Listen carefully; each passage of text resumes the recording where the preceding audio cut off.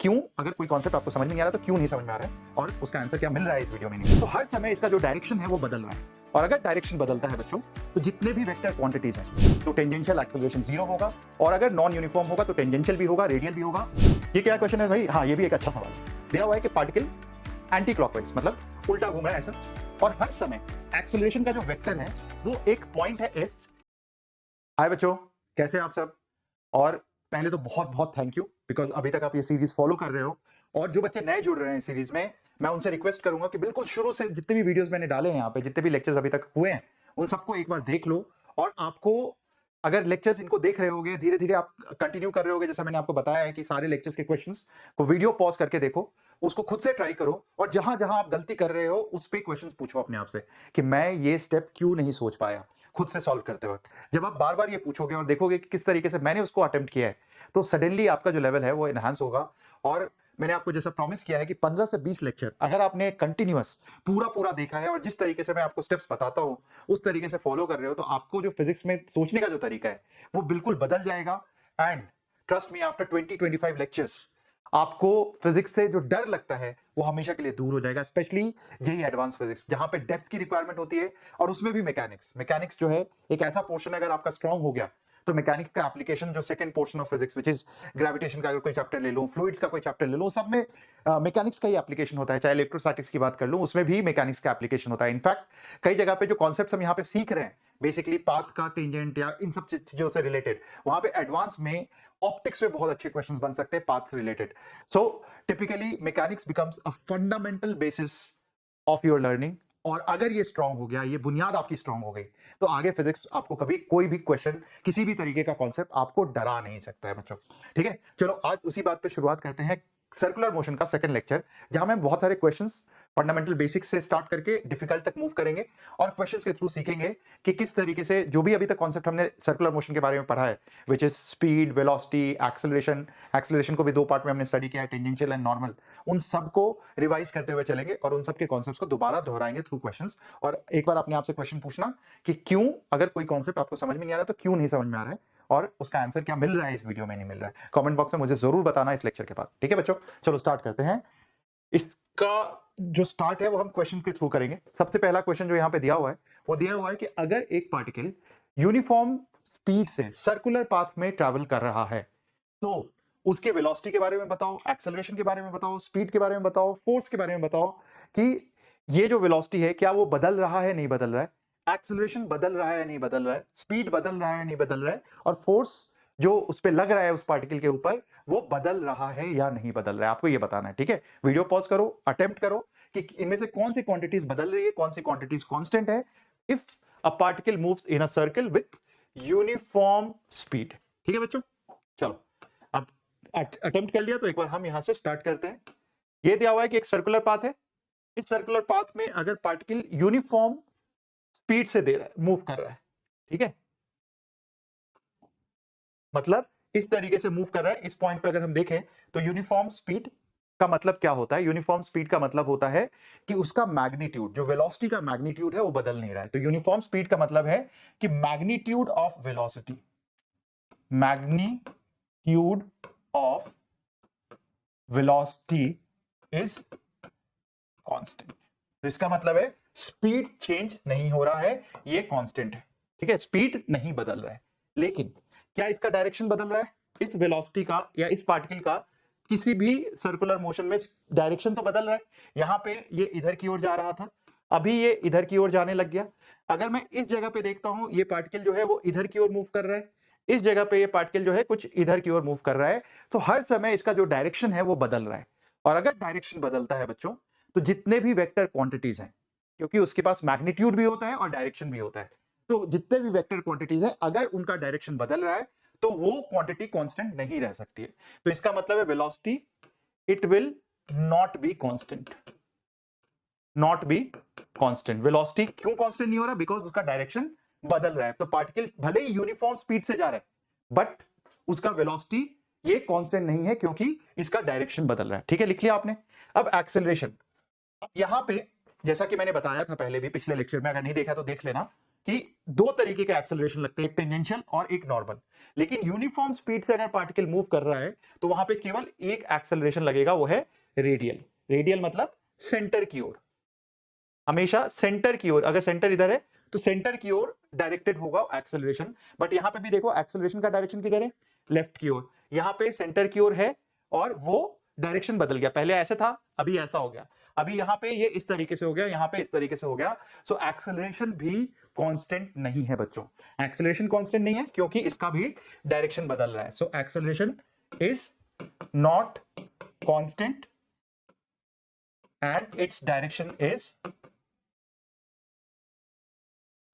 its direction is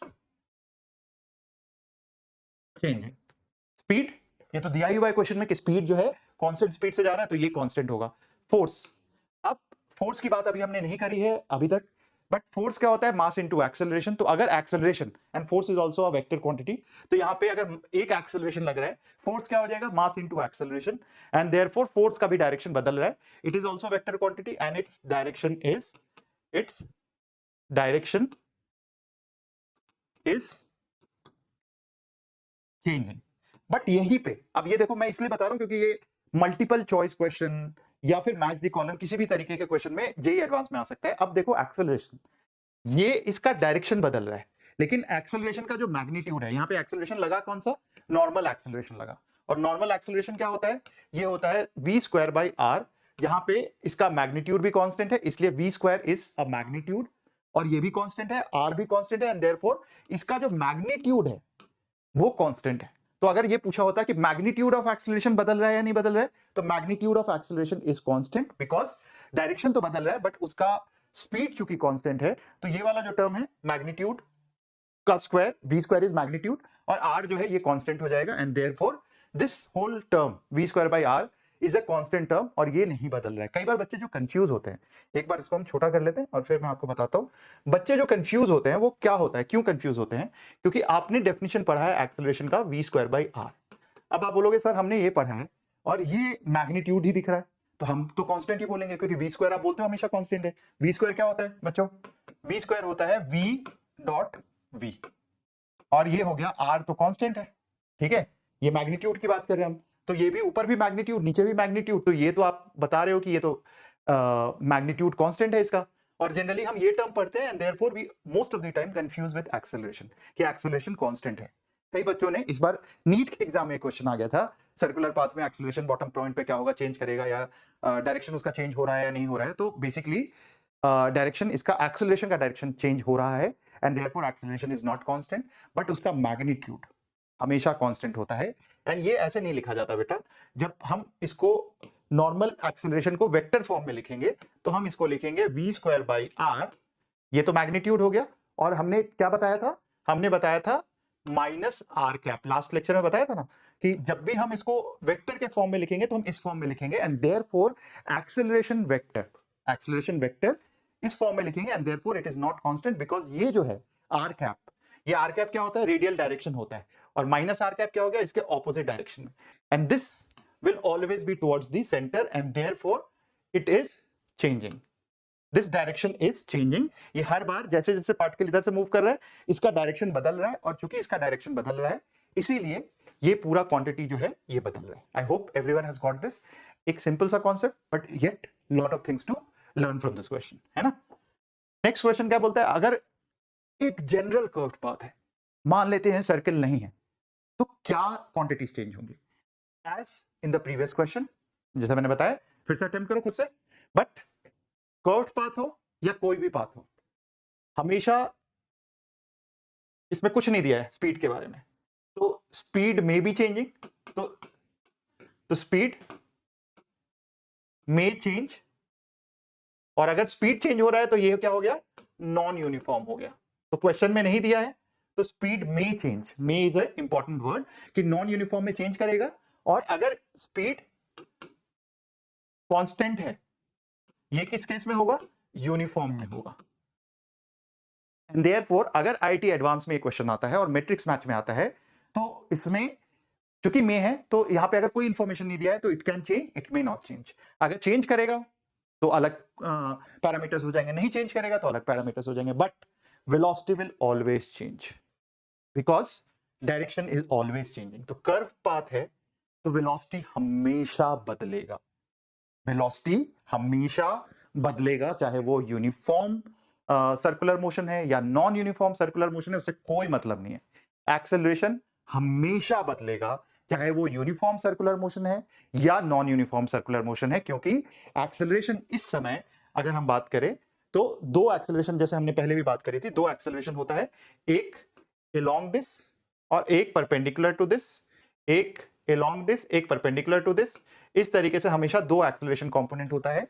and अगर uniform होगा तो टेंजेंशियल एक्सेलरेशन 0 होगा, और अगर नॉन यूनिफॉर्म होगा तो टेंजेंशियल भी होगा, रेडियल भी होगा, और रेडियल तो हमेशा ही इसका डायरेक्शन बदल रहा है। एंड देयरफॉर और टेंजेंशियल भी हमेशा वो एक्सेलरेशन जो है इधर in the direction of velocity होगा या opposite to the direction of velocity होगा, and therefore that is also changing because velocity is always changing. So acceleration बदल रहा है and acceleration is not constant.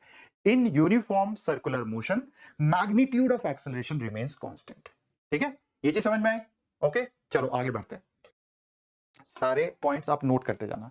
ये क्वेश्चन खुद से ट्राई करो, इसका आंसर कमेंट बॉक्स में डालना। ए बी सी डी क्या है, थोड़ा टाइम लगा के रीड कर लो।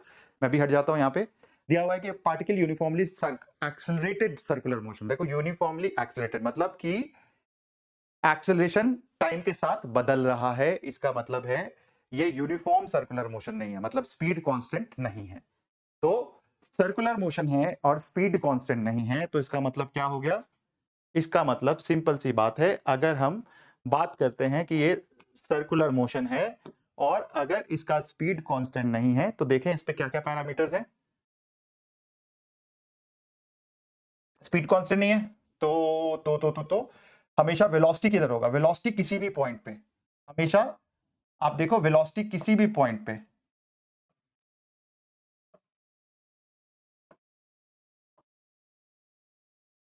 से कर लेते हैं, किसी भी पॉइंट पे अगर वेलोसिटी देखोगे, ये वेलोसिटी क्या है, क्या दिख रहा है आपको? हमने क्या लिखा था velocity? Velocity is always tangent to the path. ठीक है, वेलोसिटी हमेशा टेंजेंट टू द पाथ है। ये मैं लिख दूं यहां पे,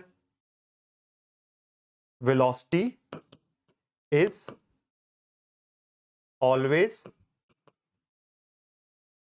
टेंजेंट टू द पाथ। ठीक है, तो किसी भी जगह पे सर्कुलर पाथ हो रहा है, सर्कुलर मोशन हो रहा है, तो हमेशा वेलोसिटी टेंजेंशियल डायरेक्शन में होगा।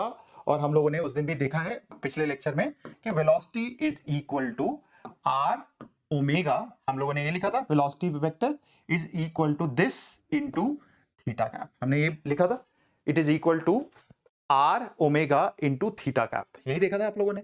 तो इसका मतलब velocity is always in the tangential direction, मतलब ये वाला जो कंपोनेंट है, ये वाला जो आंसर है कि वेलोसिटी इज रेडियल, ये तो गया, ये भी गया, तो ये कट्टम, ये कट्टम, तो वेलोसिटी तो टेंजेंशियल है, मतलब कि ये वाला ऑप्शन, ये वाला ऑप्शन अभी हम देख सकते हैं।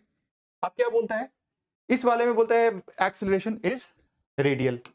भाई ये दिया हुआ है uniformly accelerated circular motion, uniform circular motion नहीं दिया है। यूनिफॉर्मली एक्सेलरेटेड का मतलब है मैग्नीट्यूड ऑफ स्पीड भी बदल रहा है, इसका मतलब देयर स्पीड भी बदल रहा है, मतलब कि एक्सेलरेशन रेडियल भी होगा और टेंजेंशियल भी होगा। एक्सेलरेशन जो है वो रेडियल भी, टेंजेंशियल भी होगा और रेडियल भी होगा, दोनों ही डायरेक्शन में, because it is uniformly accelerated circular motion. और ये ऑप्शन जो है लास्ट वाला, ये सही होगा, बिकॉज वेलोसिटी टेंजेंशियल है और एक्सेलरेशन दोनों ही रेडियल एंड टेंजेंशियल कंपोनेंट है इस क्वेश्चन के अंदर। I hope you have got it कि अगर दिया हुआ uniformly accelerated motion, it is not equal to uniformly circular motion या यूनिफॉर्म सर्कुलर मोशन। तो एक बार मैं इसको नोट करवा देता हूं बच्चों आपको।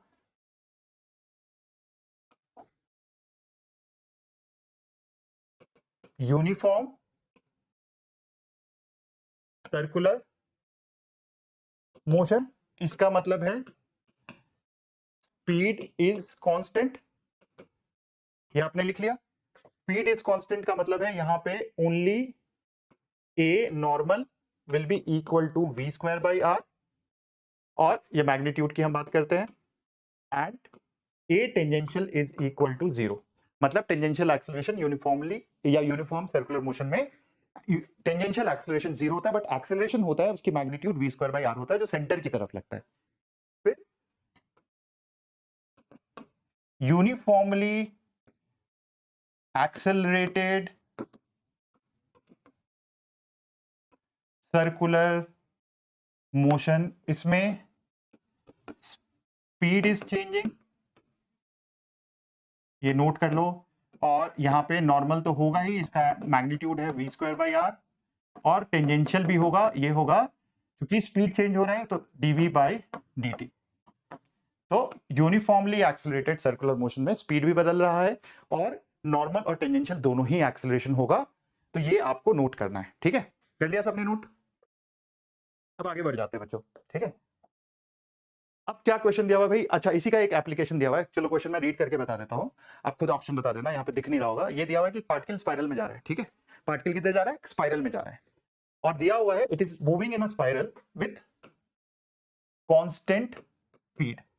जब ये दिया हुआ है आपका फैक्टर, अब पूछा हुआ है चार option, velocity of the particle is constant, क्या वेलोसिटी कांस्टेंट होगा? अब तक तो आपको समझ में आ गया होगा, कोई भी सर्कुलर मोशन है भाई, वेलोसिटी कभी कांस्टेंट नहीं रहेगा। क्या नहीं रहेगा? वेलोसिटी कभी कांस्टेंट नहीं रहने वाला है। तो ए तो कट गया।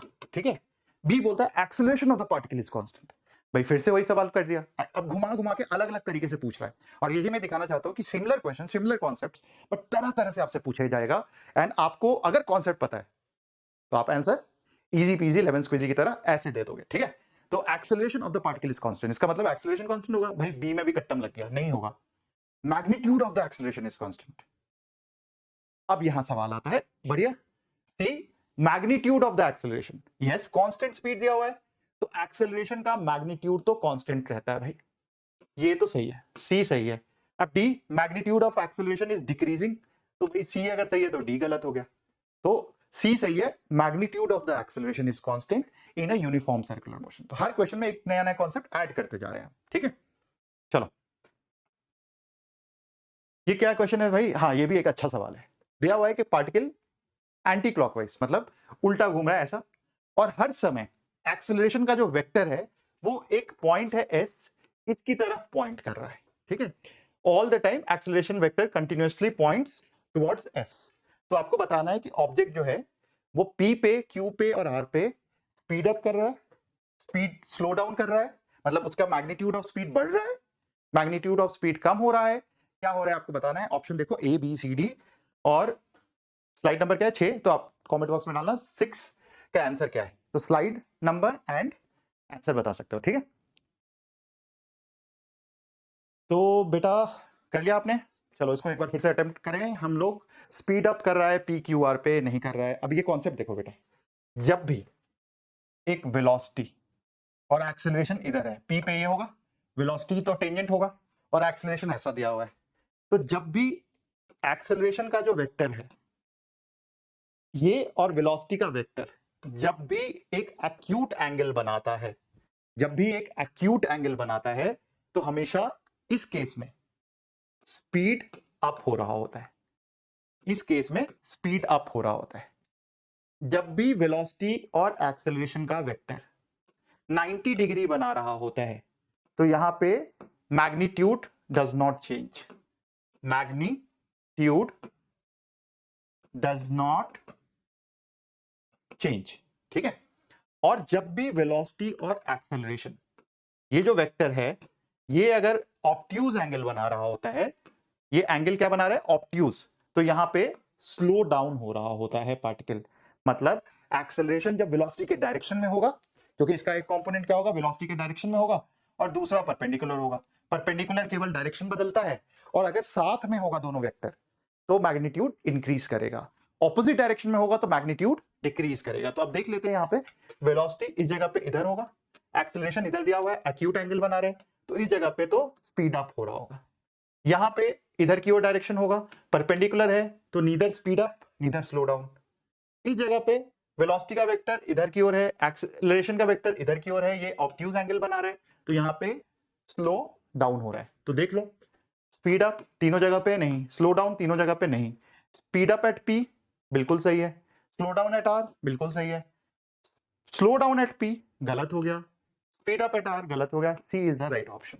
आई hope you have got it. ठीक है, समझ में आ गया, कॉन्सेप्ट समझना जरूरी है आंसर से ज्यादा, कि जब भी वेलोसिटी का वेक्टर और एक्सेलरेशन का वेक्टर साथ डायरेक्शन में होंगे तो मैग्नीट्यूड इंक्रीज करेगा, ऑपोजिट डायरेक्शन में होंगे तो मैग्नीट्यूड डिक्रीज करेगा, और परपेंडिकुलर डायरेक्शन में होंगे इस तरीके से तो मैग्नीट्यूड नहीं बदलेगा, क्योंकि perpendicular component of acceleration is helpful is because of the change in the direction. ठीक है, वेलोसिटी का डायरेक्शन जब बदलता है उससे परपेंडिकुलर एक्सेलरेशन या परपेंडिकुलर कंपोनेंट आता है, and therefore perpendicular component is responsible for only change in direction and not the change in the magnitude of velocity. ठीक है, ये चीज समझ में आ गई, क्लियर हो गया, नोट डाउन कर लिया, कॉन्सेप्ट बहुत इंपॉर्टेंट है, अलग अलग तरीके से अलग अलग फॉर्मेट में पूछा जा सकता है। बात तो वही है भाई, इसने क्वेश्चन क्या पूछा है एक बार इंक्रीज करके, अच्छा ठीक है कोई नहीं, ऐसे पढ़ के बता देता हूं। यहां दिया हुआ है वेलोसिटी और एक्सेलरेशन के बीच में एंगल दिया हुआ है, वेलोसिटी और एक्सेलरेशन के बीच में angle is greater than 90 degree, this is greater than 90 degree. तो what can be inferred about the motion? सबसे पहला तो ये इन्फर होगा कि it is slowing down. Slowing down का मतलब है डिसेलरेशन हो रहा है, ठीक है, या फिर रिटार्डेशन हो रहा है। ठीक है, स्लोइंग डाउन का मतलब ये हो गया। अब ये तो समझ में आ गया ये है। अब ये किधर हो रहा है, कर्व में हो रहा है कि लीनियर हो रहा है, उससे कोई मतलब ही नहीं है, क्योंकि आप देखो इंक्लाइन प्लेन पे एक पार्टिकल जब नीचे जाता है तो उस समय एक्सेलरेशन तो हमेशा नीचे लग रहा होता है जी, और वेलोसिटी अगर नीचे है तो यहाँ स्पीड इसकी इंक्रीज हो रही होती है। लेकिन अगर इंक्लाइन प्लेन पे जो रेक्टिलिनियर मोशन है, वेलोसिटी ऊपर की ओर है और एक बॉल को मैंने ऊपर फेंक दिया तो क्या होगा, वेलोसिटी ऊपर की ओर है, एक्सेलरेशन नीचे की ओर है, और इस केस में क्या है, एंगल ऑब्ट्यूज, एंड देयरफॉर इसकी स्पीड क्या हो रही होती है, कम हो रही होती है, एंड देयरफॉर रेक्टिलिनियर हो मतलब स्ट्रेट लाइन में ट्रैवल करे या कर्व में ट्रैवल करे कोई फर्क नहीं पड़ता है। ठीक है, अगर ये दोनों कंपोनेंट 90 डिग्री बना रहे हैं, सॉरी अगर 90 डिग्री से कम बना रहे हैं, एक्यूट बना रहे हैं एंगल वेलोसिटी और एक्सेलरेशन, तो हमेशा स्पीड अप होगा, और अगर 90 डिग्री से ज्यादा मतलब ऑब्ट्यूज बना रहे हैं तो हमेशा स्लो डाउन होगा। ये चीज पक्का है, नोटेड, क्लियर? चलो give me a thumbs up. और बच्चों, अगर अभी तक आपको यह सेशन में यहां तक आ गए हो और आपको लगता है कि आपकी लाइफ में ये कुछ सेशंस इंपॉर्टेंट रोल प्ले कर रहे हैं और आपकी फिजिक्स को इंप्रूव करने में मदद कर रहे हैं, तो लाइक कर देना, सब्सक्राइब कर लो इस चैनल को और share it with as many friends as possible, सबको फायदा होगा। हालांकि केवल शेयर करने से, देखने से वीडियो कुछ फायदा नहीं होता है, उसके साथ आपको मेहनत करनी पड़ती है, आपको अपना तन मन धन सब कुछ सौंपना पड़ता है। धन तो ठीक है आपके ऊपर है, फ्री लेक्चर्स हैं यहाँ पे, बट इंपॉर्टेंट ये है कि आप अगर इन लेक्चर्स को शिद्दत से मेहनत करोगे, इन लेक्चर्स को देख के, तो आपका इंप्रूवमेंट ना हो ऐसा हो ही नहीं सकता है, मैसिव इंप्रूवमेंट होगा। And trust me, as I said, 20 lectures तक कंटिन्यूअसली जो इन लेक्चर्स को फॉलो कर रहा होगा उसका जेईई एडवांस का फिजिक्स तो इजी पीजी लेमन स्क्वीजी हो जाएगा। ठीक है बच्चों, चलो अगला क्वेश्चन देखते हैं क्या है। ये होमवर्क क्वेश्चन है, आप खुद देख लेना। अब दिया हुआ है कि एक सर्कुलर पाथ पे कार मूव कर रहे हैं और उसका जो स्पीड है at an instant, its speed is v metre per second and is increasing at a metre per second square, मतलब एक्सेलरेशन भी दिया हुआ है, स्पीड a से चेंज हो रहा है, तो आपको एक्सेलरेशन बताना है कितना आएगा, एक्सेलरेशन का नेट एक्सेलरेशन का मैग्नीट्यूड बताना है कितना होगा, ये आपको खुद बताना है, या फिर इसका आंसर, ये कौन सा स्लाइड है 8, इसका आंसर कमेंट बॉक्स में डाल देना। ठीक है, ट्राई, तब तक हम भी पानी पी ले, ट्राई करो आप।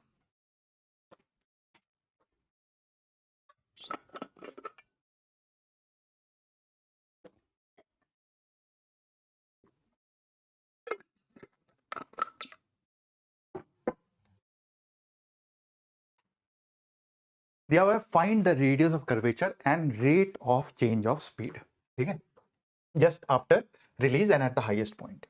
अब यहां पे देखो इनिशियल वेलोसिटी वेक्टर ये, एक्सेलरेशन हमेशा एक प्रोजेक्टाइल मोशन दिया हुआ है, तो प्रोजेक्टाइल मोशन में एक्सेलरेशन इधर की ओर g लगता है।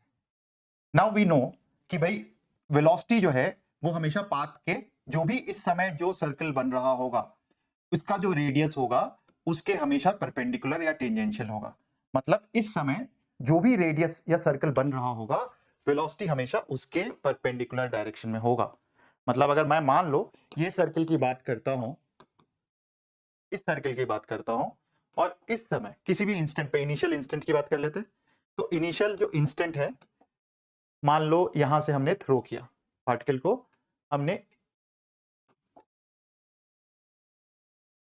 इस समय जो एंगल बना रहा है ये 60 डिग्री है, ओके, तो इस इंस्टेंट पे जो सर्कल बना इसका कुछ रेडियस होगा। नाउ हमेशा नॉर्मल एक्सेलरेशन इसके डायरेक्शन में होता है, तो वेलोसिटी हमेशा इसके पाथ के टेंजेंशियल और एक्सेलरेशन हमेशा इसके इस डायरेक्शन में होगा, नॉर्मल एक्सेलरेशन। तो एक्सेलरेशन तो आपको पता है यहाँ पे जी है। इसका अगर हम कंपोनेंट लेंगे, सॉरी, इसका कंपोनेंट हम दो डायरेक्शन में ले सकते हैं, एक वेलोसिटी के डायरेक्शन में, एक परपेंडिकुलर डायरेक्शन में। तो ये कितना हो जाएगा, this angle was equal to theta, तो ये जो एंगल होगा ये 90 माइनस थीटा हो जाएगा, क्योंकि ये आपस में 90 डिग्री बना रहे हैं, और ये एंगल वापस से कितना हो जाएगा, थीटा हो जाएगा, एंड देयरफॉर जी के बगल वाला will be equal to ji cos of theta, और ये कितना हो जाएगा, जी ऑफ साइन थीटा। तो इनिशियल पॉइंट पे दो एक्सेलरेशन वेक्टर है, एक परपेंडिकुलर टू द वेलोसिटी और एक along the velocity but in the opposite direction। तो आप ये बताओ मुझे कि स्लो डाउन हो रहा है कि स्पीड अप हो रहा है। तो acceleration is making an obtuse angle, तो स्लो डाउन हो रहा है। तो इसको कम कौन कर रहा है, इसके मैग्नीट्यूड को कम ये कर रहा है। इसके दिशा को कौन बदल रहा है, डायरेक्शन को कौन बदल रहा है, ये बदल रहा है, ठीक है, या डायरेक्शन के बदलने से ये हो रहा है, ठीक है। तो अब यहां देखो क्या हो जाएगा, रेडियस ऑफ कर्वेचर मुझे निकालना है, तो मुझे पता है एक्सेलरेशन, नॉर्मल एक्सेलरेशन कितना होता है, v स्क्वायर बाई r, यही होता है।